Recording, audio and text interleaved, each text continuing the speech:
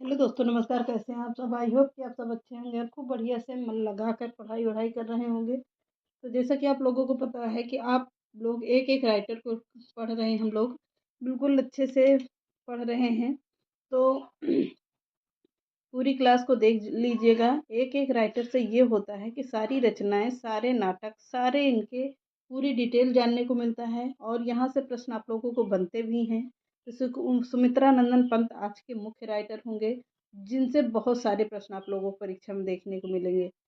बहुत सारे इनके अलग अलग अलग अलग भाषाएं, क्या कहे जाए, सुमित्रा नंदन पंत कैसे किस रूप में जाने जाते हैं, कौन कौन सी उपाधि मिली है इनको, कहाँ कहाँ कौन कौन सी इनकी रचनाएं जो मुख्य रूप से पूछी जाती हैं। बहुत सारी ऐसी बातें हैं जो सुमित्रा नंदन पंत के बारे में आज हम लोग जानेंगे। तो अच्छे से पढ़ लीजिएगा इनको, क्योंकि यहाँ से आप लोगों को 10-15 नंबर तक उम्मीद है कि अगर कहीं से भी घुमाकर प्रश्न पूछेगा तो 5 नंबर तो पक्का ही पक्का आप लोगों को मिलना है। 1-2 क्लास में आप लोगों को पूरा खत्म कर देंगे इनको। तो अच्छे से ज़रूर पढ़ लीजिएगा, क्योंकि यहाँ से प्रश्न आप लोगों को परीक्षा में देखने को मिलेगा। बहुत ही इम्पोर्टेंट राइटर है ये सुमित्रा नंदन पंत। तो चलिए हेडिंग डाल लीजिएगा, सुमित्रा नंदन पंत। सुमित्रा नंदन पंत हेडिंग डाल लीजिएगा। अब लिख लीजिएगा जीवन परिचय।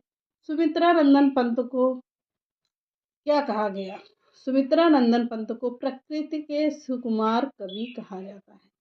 सुमित्रा नंदन पंत को सुकुमार, प्रकृति के सुकुमार कवि के रूप में जाना जाता है पंत जी को।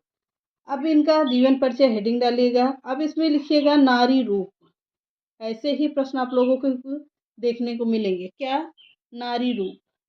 अब प्रकृति का कोमल रूप ग्रहण करने के कारण, पॉइंट करके लिखिएगा, प्रकृति का कोमल रूप ग्रहण करने के कारण ही पंत जी ने प्रकृति को नारी के रूप में देखा है।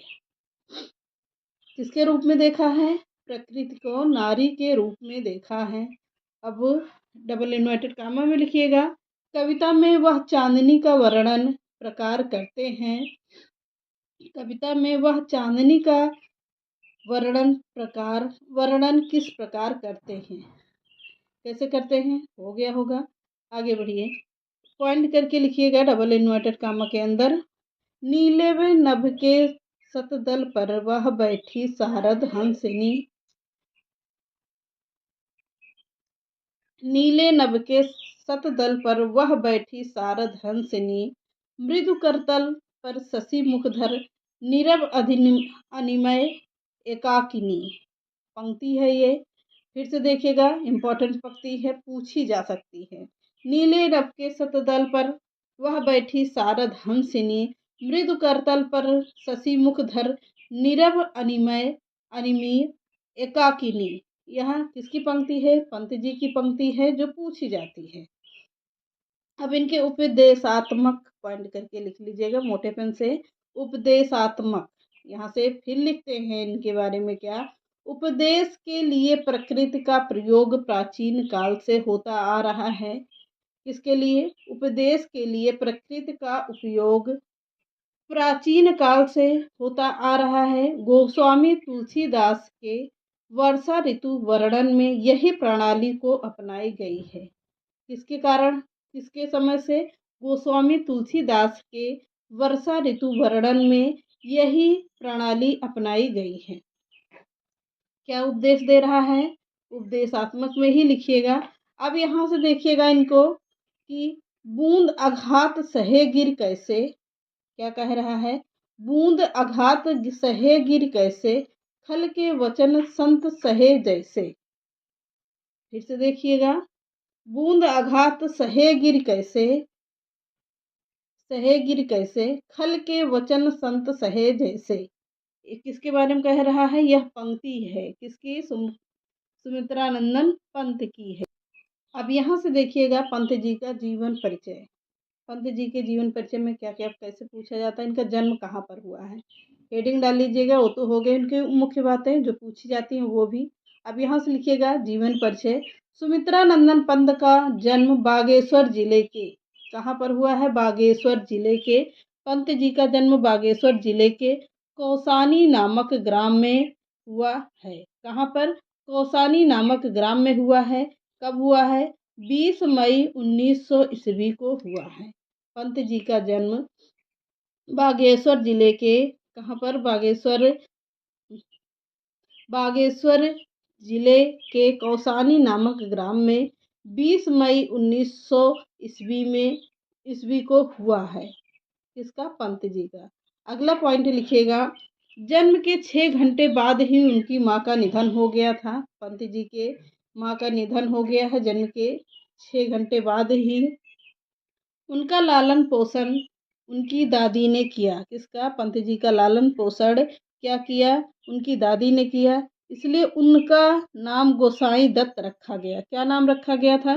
गोसाई दत्त रखा गया था। यानी कि इनका पुराना नाम भी पूछता है कि पंत जी का पुराना नाम क्या है, या मुख्य नाम क्या है, या पहला नाम क्या है, तो किसी भी रूप में पूछ सकता है। तो क्या था पुराना नाम इनका? गोसाई दत्त था। यहीं से एक प्रश्न मिल गया कि पंत जी का पुराना नाम या उपनाम क्या था। तो गोसाई दत्त था। वह गंगा दत्त पंत के 8वीं संतान थे। इनके पिता का क्या नाम था? गंगादत्त पंत। क्या नाम था? गंगादत्त पंत की 8वीं संतान थे, यानी कि 8वें नंबर के थे ये। 1990 ईस्वी में शिक्षा प्राप्त करने, कब किए थे उन्होंने शिक्षा प्राप्त? 1990 ईस्वी में शिक्षा प्राप्त करने गवर्नमेंट हाई स्कूल अल्मोड़ा, कहाँ पर थे? गवर्नमेंट हाई स्कूल अल्मोड़ा गए। वहीं यहीं इन्होंने अपना नाम गोसाई दत्त से बदलकर क्या रखा था? सुमित्रा नंदन पंत रख लिया। इन्होंने, किसने? पंत जी ने अपना नाम बदलकर क्या रखा? सुमित्रा नंदन पंत रख लिया। अब यहाँ पर देखते हैं स्मृति विशेष। यहाँ से पॉइंट करके लिख लीजिएगा। स्मृति विशेष, इनके बारे में मुख्य मुख्य बातें देखते हैं। सन 1915 में पंत जी की याद में एक डाक टिकट जारी किया गया था। क्या किया गया था? कब किया गया था? 2015 में पंत जी के याद में एक डाक टिकट जारी किया गया था। अब यहाँ से अगला पॉइंट लिखिएगा, उत्तराखंड में कुमायूं की पहाड़ियों पर बसे कौसानी गांव। कहाँ पर बसा है ये गांव?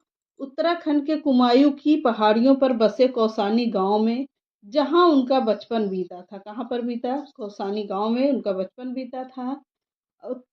वहां का उनका घर आज सुमित्रा नंदन पंत, कहाँ पर? कौसानी गांव में उनका पंत जी का घर साहित्यिक बीथिका नामक संग्रहालय बन चुका है। क्या बना है? पंत जी के घर का नाम क्या बन गया है? साहित्यिक बीथिका नामक संग्रहालय बन चुका है वो। ये सब पॉइंट पूछे जाते हैं। इसमें उनके कपड़े, चश्मा, कलम आदि व्यक्तिगत वस्तुएं सुरक्षित रखी गई हैं। इसकी यहाँ पर उनके कपड़े हैं, व्यक्तिगत वस्तुएं हैं, और क्या है? कलम, चश्मा और सब चीज़ वहाँ पर रखा हुआ है। जाकर जाइएगा कभी तो वहाँ देखिएगा पंत जी की सारी यादें। आदि व्यक्तिगत वस्तुएं सुरक्षित रखी गई हैं। संग्रहालय में उनको मिले ज्ञानपीठ पुरस्कार का प्रशस्ति पत्र भी मिलता है। कहाँ पर? संग्रहालय में उनको ज्ञानपीठ पुरस्कार का प्रशस्ति पत्र भी रखा गया है। हिंदी साहित्य सम्मेलन द्वारा मिला साहित्यिक वाचस्पति, हिंदी साहित्य सम्मेलन द्वारा साहित्यिक वाचस्पति का प्रशस्ति पत्र भी वहाँ पर मौजूद है संग्रहालय में। साथ ही उनकी रचनाएं लोक यतन, आस्था आदि कविता, क्या? साथ में उनकी रचनाएं लोक यतन, आस्था आदि कविता की पांडुलिपियां भी सुरक्षित रखी गई हैं। किसकी? पंत जी की। अगला है, काला कांकर के कुंवर सुरेश सिंह और हरिवंश राय बच्चन। कौन? काला कांकर के कौन थे? कुंवर सुरेश सिंह और हरिवंश राय बच्चन से किए गए उनके पत्र व्यवहार की प्रतिलिपियां भी वहां पर मौजूद हैं। कहाँ पर? संग्रहालय में। अगला पॉइंट लिखिएगा, संग्रहालय में उनकी स्मृति में प्रत्येक वर्ष पंत जी, क्या? संग्रहालय में उनकी स्मृति में, यानी कि उनकी याद में प्रत्येक वर्ष पंत व्याख्यान माला का आयोजन होता है। कहाँ पर? वहाँ पर संग्रहालय में प्रत्येक वर्ष उनकी स्मृति में व्याख्यान माला का आयोजन होता है। ये रही आज की पंत जी की केवल एक पार्ट, यानी कि अब इनकी मुख्य मुख्य बातें बच। संग्रहालय में उनकी स्मृति में प्रत्येक वर्ष व्याख्यान माला का आयोजन होता है।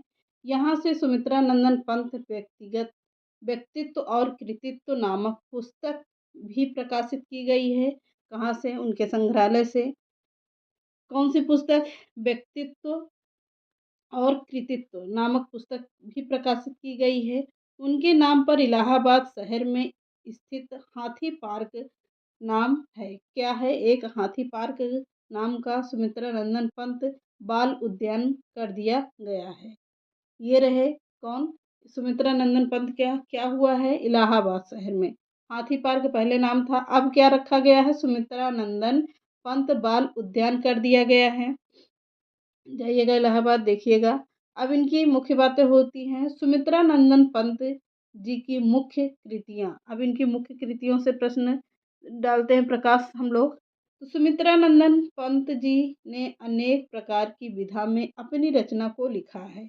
किसने? सुमित्रा नंदन पंत जी ने अनेक प्रकार की विधा में अपनी रचना को लिखा है, जिसमें से वह आपको कुछ रचनाओं के बारे में बताने जा रहे हैं, जो कि नीचे निम्नलिखित हैं। ये रहे सुमित्रा नंदन पंत। अब हम लोग इनसे पढ़ेंगे क्या? इनकी कविता संग्रह। हेडिंग डाल लीजिएगा, कविता संग्रह। कविता इनकी कौन कौन सी हैं, कौन कौन सी पूछी जाती हैं, ये हम लोग जानने की कोशिश करेंगे। तो चलिए इनसे पढ़ेंगे हम लोग कल। कल यहाँ से कविता संग्रह, रचनाएं, काव्य कौन कौन सा है इनका, सब कुछ है कि 2 क्लास में ख़त्म करेंगे। चलिए मिलते हैं नेक्स्ट क्लास में। नमस्कार।